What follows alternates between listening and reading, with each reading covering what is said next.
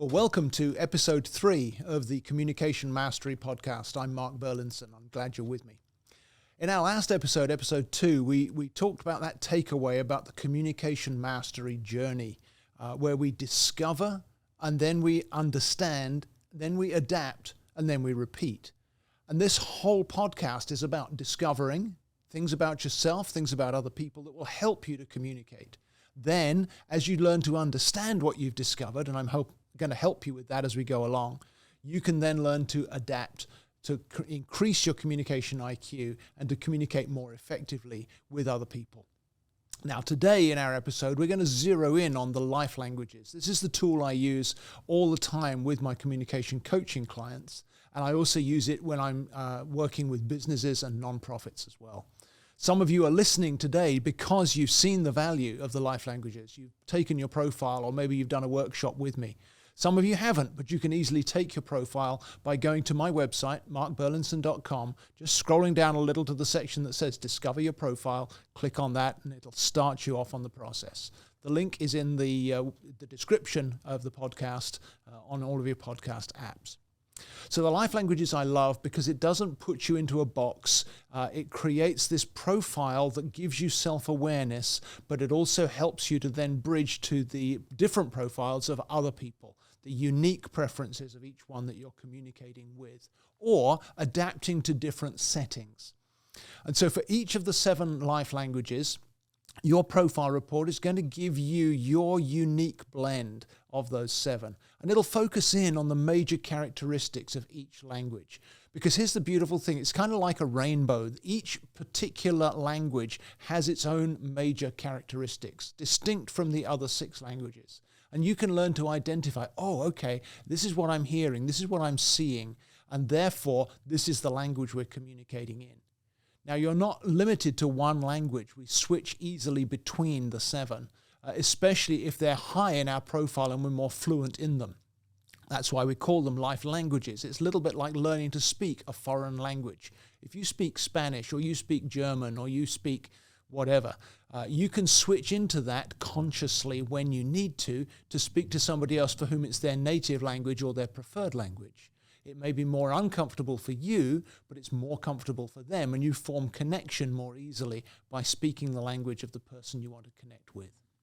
So those major characteristics are the headline of your profile report, and you will see how those major characteristics fit with your particular wiring, your particular blend of these 7 wonderful languages.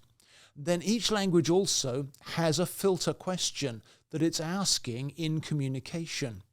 So, for example, the influencer language would be asking, are we connecting? Are we communicating? And that, of course, is my first language, which is why I love to coach people in communication and to help them connect. I have a lot of skill in that because that's strong in my wiring. It may be less strong for you, but you can still speak that language. But if that filter question isn't being answered, then we need to recognize there's going to be a challenge to the communication, and we can figure out how to address that. Tell you more about that in a little while. So if that filter question is answered, then our communication is effective in that language that we're speaking at the time. Then each language also has a need from others. So if we're going to communicate, that's a two-way process. It's a two-way street, and we need to be able to answer the filter question. So the need from others for connectedness and the filter question of are we communicating go hand in hand for that influencer language I was speaking about. The other 6 languages are different. The mover language, for example, is all about your motives and your innovation and that kind of stuff. And so each language has that filter question that needs to be answered and the unique need from others. And if we meet those, then the communication works. There's only 7, so it's easy to learn them, and that's how we help people become communication masters, to increase their communication IQ and to grow their communication skills. 2 more things that the profile will show you about each of your 7 languages. There's a passion that each language carries. For example, the contemplator language has a passion to know and to discover, to dig deep. And the responder language has a passion to care and to protect others and to focus in on need and where they can make a difference. They kind of wrap themselves around a situation or a circumstance until there's a resolution. Each language has a different passion and also a character strength. So the contemplator language, the character strength would be loyalty, where you know if that language is strong in your profile and you've discovered something that's worth committing yourself to, you're going to be very loyal to that cause or to that person or to that idea. The mover language carries the character strength of courage. And so if there's a challenge to meet, that's the language we want to draw on to put out that courageous strength that language carries. There are many others, I won't go into all of them now, but those 4 key things that the life language profile shows you for yourself will give you insight, give you self-awareness, which is so valuable. You can't really communicate without self-awareness first. If I don't understand how I'm wired, how can I connect with you? Once I understand myself, then I can begin to invest in understanding you on this same level with these same scientifically proven tools so that we can connect in a more effective way. So your profile can tell you all kinds of things about you. And firstly, as I've already said, your unique blend of these 7 languages is specific to you. How much of each language do you speak in today's world, in where you are today? It's like a snapshot, if you like. Sometimes I use the analogy that it's like your high school yearbook photo. We capture it as you, but you look different from that today. So if we took another photo today, today's photo would be you today. We can still see similar characteristics in you when you graduated high school. But the profile gives you a snapshot of who you are today and how your blend works out today in these 7 preferred communication styles. Nobody else has the profile that you have. And so understanding yourself is that valuable self-awareness. And I think I've spoken in previous episodes about how, I think it was the Harvard Business Review, had an article a few years back that as they studied executives in business, they found that self-awareness was just as valuable as an MBA in business success, because people who are not self-aware are incapable of making effective connection with other people. So that's why I love this tool, because of the self-awareness it carries. I remember still very clearly the very first time I took my profile. And although I love profiling tools, this was the first one I found that I felt really gave me validation for how I'm wired, how I operate. It really understood me. And I hadn't registered as I took the profile exactly how it was doing that. In fact, I still don't understand exactly how it does it, but I do know that it works and it captures how I'm wired and what the blend is for today. So I felt truly validated as an individual. That gave me the confidence to reach out to others. You remember my story in episode 2. Go back and listen to that if you haven't heard it. But this made a huge difference to me and also in my relationships. And so being validated as an individual is the first gift that your profile gives you. It captures how you are and who you are.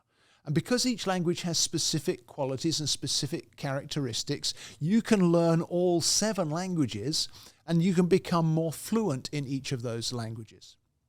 For example, some filter questions may be more prominent for you than for other people.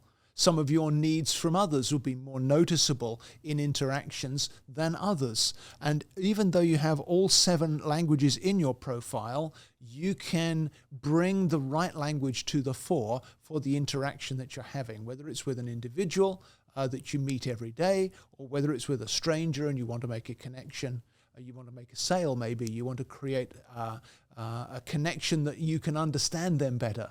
Or maybe it's with a group of people and you want to know how to become more effective in that group, to bring what you have to offer in a way that the group can benefit. All of these things come from understanding the 7 languages and listening carefully in the interaction, watching for words, watching for actions to see which language are we communicating in right now. So, for example, I mentioned that filter question, are we connecting, earlier on. The that's the influencer languages filter question, but the contemplator language would be very different. The contemplator language would be asking, am I interested in this? So if you've got one person speaking influencer, wanting to feel connected, but another person speaking contemplator, and for some reason I haven't presented the interaction to them in a way that interests them, well, they may switch off. They may still be in the room, but they've gone off to think about something else inside their head, so that the connection then isn't formed and we miss each other. If we understand some of these key truths about the languages, then we can figure out how to bridge rather than leave each other in separated silos or boxes. So that's the first thing.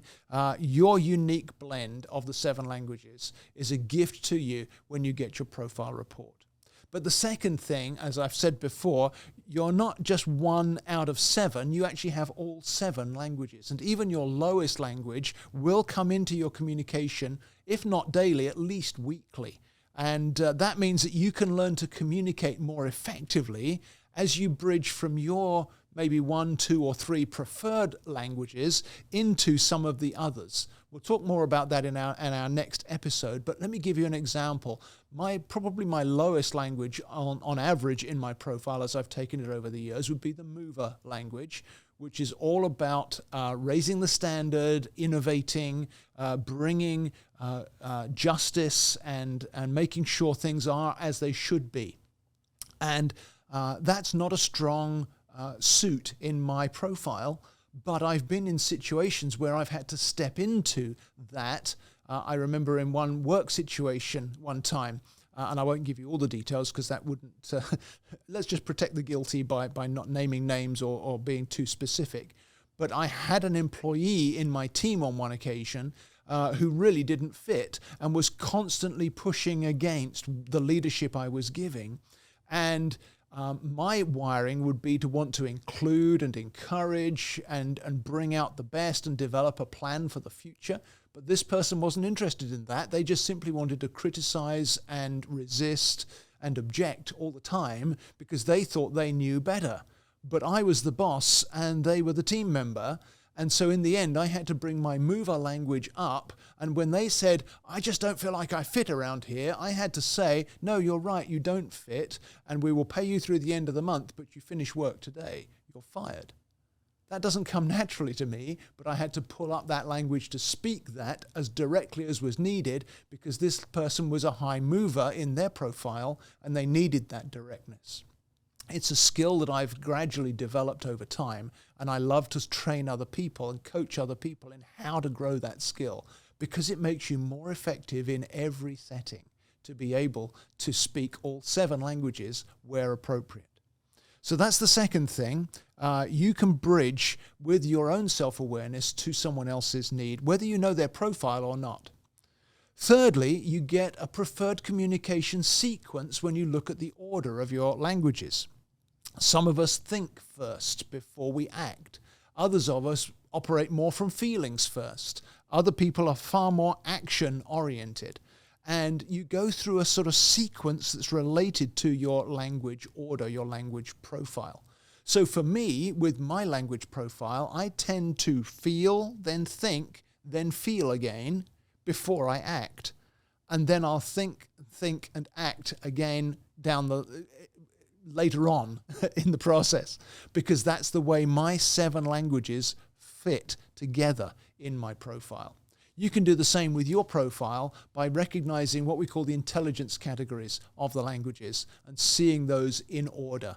It's a great piece of insight that I tend to approach life through feeling and thinking and then feeling again. Yours will be different. You may be somebody who thinks and then thinks and then thinks. I have clients who their language orders, their intelligence categories come literally in that kind of order. I had a client the other week who was action and action before they had thinking. And they were constantly finding that when they got to thinking, some of their action wasn't so helpful. And they're like, oh, this will help me in future because now if I learn to pull up some of those thinking languages alongside the action, then I'll be more effective. So fourthly, you can begin to identify when one or more of your languages moves into distress. Distress is what happens when your filter question isn't being answered, or your need from others isn't being met, or the passion that language that you're preferring, if that passion isn't being valued or validated or made room for, or your character strength isn't being exercised or recognized, all of those things tend to empty your communication tank, if you like. And because each language has those four specific needs and those specific patterns, if those don't get answered, if those don't get met, then we get into distress. And there are predictable and recognizable distress patterns in each of the languages. So again, particularly for my higher languages, I've learned to recognize what happens when I get into distress. Then I can identify, oh, it's this language in my profile that's in distress, and now I know what to do about it, because then I answer the filter question and I meet the need from others, and I look to express that passion in some fresh way, or to bring that character strength to bear that then refills the tank. And so if I can recognize distress in others, that's often the first place I go to figure out which language is their preferred communication in our interaction. Because each of the specific strengths and passions it has to be fulfilled if the communication's to be effective. Now, sadly, distress is the commonest way to identify the languages because we haven't achieved communication mastery yet. Unintentionally, we drain our communication of the life that it's supposed to have because we don't understand the science that's built into this. We haven't learned these key facts for these 7 unique languages that go into our profile. So if you learn to identify distress in yourself quickly, that'll help you to move back into healthy communication. But then you begin to grow your ability to identify distress in others as well. And that is an invitation to help. You have to train yourself to see it that way, because normally when you see distress in another, our reaction is like this, isn't it? We tend to push back against that, or we tend to avoid that and move away from that person. But actually, I've learned to see distress in another person as an invitation to help. If I can figure out which language it is, I can speak through their filter question to meet their need from others. I can validate the passion that they carry. It may not be the passion we need right now, but if I validate the passion they have, it helps them to move out of distress and back into healthy communication. You can be beneficial to so many people if you develop that skill. We need that so much in our world today, don't we? It's a very powerful benefit. It's helped a lot of people that I've coached as well. And we'll talk about distress in more detail in a future episode. There's a lot more to discover in your profile, especially if you upgrade to the full professional profile with the communication indicators, but that's probably plenty for today's episode to understand that there's those 4 key things that we can learn for the 7 languages that can make you up to 100% more effective in your communication, especially if you add in recognizing distress as well. So let me give you today's takeaway from this episode. It's a simple little phrase, but it's a very powerful one. You don't know what you don't know. Let me say that again. You don't know what you don't know. Some of the life-giving truths that your Life Languages profile report can reveal to you are not obvious to you at this point. As you read it, you'll have aha moments of, oh yeah, that's why I'm this way, or that's why this works, or that doesn't. All of that kind of approach. And it'll be really valuable to you in whatever setting you find yourself in. But that also explains why I coach, why I love to do this, because I love to help people discover more about themselves. I love to help them grow in their ability to connect with other people. So I'd love to hear your feedback on today's episode. What struck you? What did you hear? What helped you? And you can go to my website, markburlinson.com, just click on the contact form and give me your feedback there. I'd love to hear from you what you'd like to hear about in future episodes of this podcast. And remember, you can also discover your profile on my website. Just scroll down to Discover Your Profile, click that button, and it'll lead you through. When you take your profile, let me give you this. Answer the questions as they apply to you most of the time in most settings. Then the feedback that the profile report gives you will be most beneficial to you.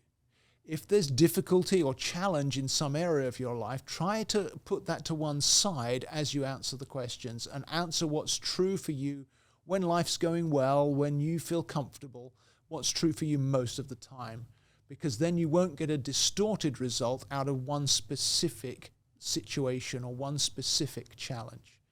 Then you'll find that self-awareness you get will be very valuable to you as we develop communication mastery together.